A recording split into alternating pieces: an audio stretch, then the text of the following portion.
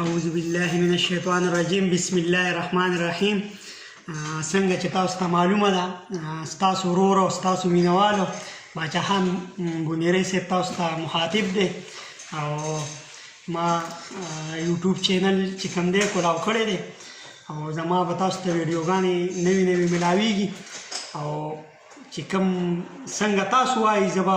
تاسو به خبره کوئ او زه به د هغې جواب تاسو ته درکوم او زه به ستاسو په مشورو باندې چلیږم او زما یوټیوب چینل تاسو لایک کړئ سبسکرایب یې کړئ او مخې ته یې شیر کړئ. باچا خان د مهنګایۍ باره کې څه وایي دی؟ مهنګایۍ باره کې به زه دا ووایم چې د ملک حالات ډېر زیات خراب دي او مهنګایي جوړه شوې ده او د غریب یو ټیم روټۍ چې کومه ده نو هم د موجوده حکومت چې کوم ده خلکو نه اخیستې ده او د دې خلکو چې کوم دغه اواز اوچتې وایي چې بېروزګاري ختمو او مهنګایي ختمو او وایي چې په بچو باندې تعلیم وکړي نو دا خو ډېر د افسوس خبره ده. موږ به دې غربت کې څنګه په بچو باندې تعلیم وکړو او څنګه به موږ د یو ټیم روټۍ ځان ته پیدا کوو. د دې د وجې دې زموږ په سرونو باندې زموږ په اوټ باندې زموږ اخمه غلطي دا ده چې اوس بیا الیکشنې را روانې دي دې راشي د فقیر او د ملنګ په شان زموږ نه سوال کوي او موږ دې خلکو ته اوټ ورکړو دې اسمبلۍ ته ولیږو په دې اعتماد وکړو او دې بیا هلته ورشي زموږ د اوټ په ذریعه باندې دې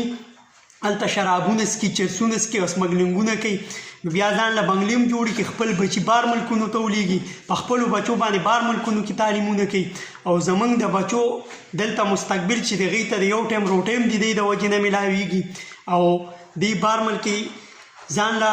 بنګلې جوړوي او کورونه او ښه رهایش کې پاتې کېږي. زموږ د یو عام غریب سړي علاج دلته په پاکستان کې په عام کلینیک کې کېږي او د دې خلکو د نوک علاج چې کوم دی په غیر لکاو ارباو روپۍ دی لګوي او بار ملک کې د دې علاج کېږي. نو زه مکمل د دغې خلاف په راوځم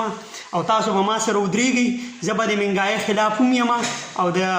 انصاف چې چاته نه میلاویږي هغې ته به انصاف ورکوو. که چېرې تاسو یو شیر چې کوم دی یو شیر هغه پوره ځنګل له کافي خو که چېرې تاسو ما سره راپاسئ او ما سره ودرېږئ او د حق اواز زه اوچت کم او تاسو زما ملګرتیا وکړئ نو مرګ خو هسې هم یو پیری مرګ دی دا به راځي موږ له خو چې دا مرګ په حقه باندې راشي که نه نو دا به ډېر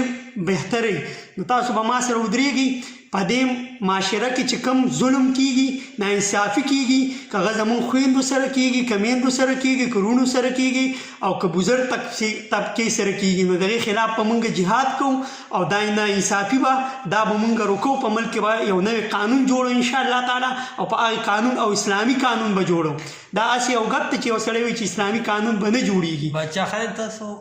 تاسو د کلو نه راوتله غواړئ تاسو کله د احتجاج کول غواړئ چې راوځئ د مهنګایۍ دې خلاف د دې خو چې کله هم دا عوام زما سپورټ کوي او کله هم دوی ماته وایي نو زه بلکل خلاف یم ولې د ملک حالات ډېر زیات خراب دي او که چېرې موږ راپا نه سو او د خپل حق تپوس ونه کړو نو دا روز تر روزه دا حالات نور هم خرابېږي. اخري هغه شي ته به موږ پاتې شو څنګه چې مخکې به خلکو هغه پخرو باندې او ټانګو حساب کتابي پیدل سفر به شروع شي نو زموږ چې کم اوس موږ ته کم شی میلاویږي کم اسپتالونه او کم ګاډو سهولت دی نو دا پټرول چې کم حد ته ورسېد دا به نور هم ګران شي موږ به د هغې شي نه وځو او بیا به موږ پیدل سفر ته مخامخ شو. باچا خان د پټرول ډېر زیات ګران شو پټرول مبارک ستاسو څه خیالات؟ پټرول خو بس پټرول خو داسې خط ته یې رسول دي کله چې په ملک کې دی پټرول ګران کي دا هسې ګپ ته دی وي چې یاره په بار ملک کې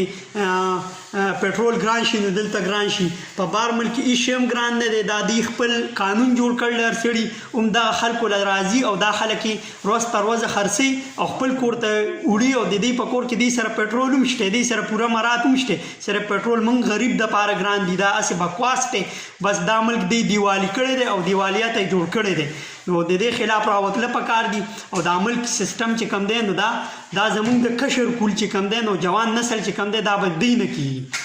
باچا خان عمران خان باره کې تاسو نه زما یو سوال دی تاسو د دومره درد او د دومره دغه چې په دې زړه کې دی که نه دا ولې دا ستاسو خپله تجربه ده خپل دغه دی خپل تاسو یا واده کړی دی یا ستاسو خپل بچي دي د هغې درد دی که دا څه وجه ده؟ دا بس اوسه پورې دغه دی وي انسان اشرف المخلوقات دی او د ده مخې ته الله پاک دله دومره غټ مقام ورکړی چې ازمری غوندې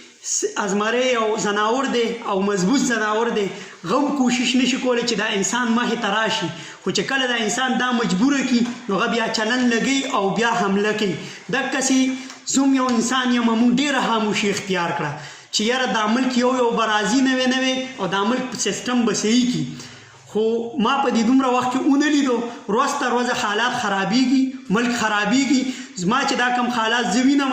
دا خو یو کلي خلکو ته پته نه او په ښار کې ما ولیدو چې یاره زمونږ بزرګان چې کوم دي هغې ګرځي هغې جاب اوس کوي هغې وایي چې یاره موږ ته یو کار میلاو شي نو هغه کار اوس نه میلاویږي بزرګان هم ګرځي جوان نسل طبقه چې کومه ده بېروزګاره ده او د ملک حالات دې ته چې ما وکتو نو ډېر خفګان راته محسوس شو د هغې د وجې زما د خوله کلا وشوله چې زه وایم چې اوس نن نه بعد د دې مهنګایۍ خلاف جهاد شروع کړی شي چې هغه هر څوک کوي که عمران خان یې کوي که بل لیډر یې کوي چې څوک کوم حق او قانون وایي هغه سره به ملګري کېږو لازمي نه ده چې زه به مثال تحریک انصاف کوم نو زه به هغې سپورټ کوم زه به هغه سړی سپورټ کوم چې هغه د دې ملک مستقبل صحیح غواړي باچا خانه یو بل تپوس مې دا کوم چې تا د خدایي خدمتګار یې ته الله پاک در ډېر غټ عزت راکړی دی خو دا د کام ملک او د کام د غریبو دا جذبه او دا د خدای پاک راکړی دا د کله په زړه کې د کله نه راغی چې زه د خدای خدمتګار جوړېږم د خلکو د غریبو آواز جوړېږم دا د کله نه د دې به خو تاسو ته څه پته ومي څه وخت بعد ما پکې دغه په ډېرو فاونډیشن کې حصه هم غستې وه خو هغه هم دغه حساب د هغه فاونډیشن والا زموږ په نوم باندې بارمل کې نو تاسو ته ښه پته ده چې په څه فاونډیشنونو کې ما حصه غستې وه او هغې خلکو مثلا چودري رحمت علي فاونډیشن هغه چې کوم دی نو د هغې خلاف به زه انشاءالله تعالی عدالت ته هم ځم او هر ځای ته به ځم چې هغه خلکو سره دوکې کوي فراډ کوي فنډینګ کېږي هغه خوري ځان لی سنبالوي او هغه کارونه مارونه نه کوي دا هسې بکواس دی او دا ګپ دی دا فاونډیشنونه یو نیم جوړ شوي دي په پاکستان کې او دوی دا خلکو نه جاهله جوړ کړي دي زموږ په نوم فنډینګ کېږي په خپلو بچو باندې په ځان خرچه کوي او د 10 روپو کاپي والي او د خلکو بېعزتۍ کوي تصویران وباسي او بارمل کې شو نو بس دا مختصر خبرې وي او تاسو ته ما وکړلې او انشاءالله تعالی چې کوم کار زمانه خدایي خدمت چې کوم دی هغه کېږي هغه به زه انشاءالله کوم او په اخري کې به زه په دې شعر باندې خپل هغه ختم کړم دا کومې خبرې چې دي وایي اغیار چې د دوزخ جبه ده وایي اغیار چې د دوزخ جبه ده زه خو پښتون یم د پښتو سره جنت ته به ځم